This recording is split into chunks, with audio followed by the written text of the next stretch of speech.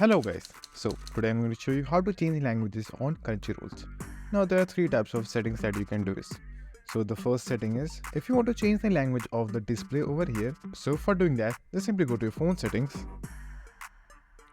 and search language. Click on languages. Now choose the language that you want. Then hit OK.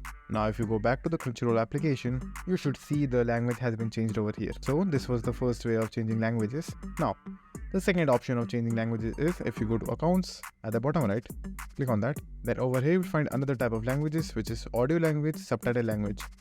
So click on those and choose which one you want in both audio and subtitles.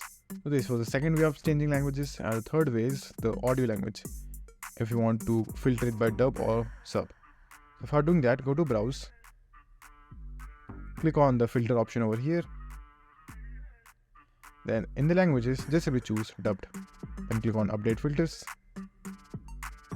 And now you will have all the dubbed animes over here. So that's it.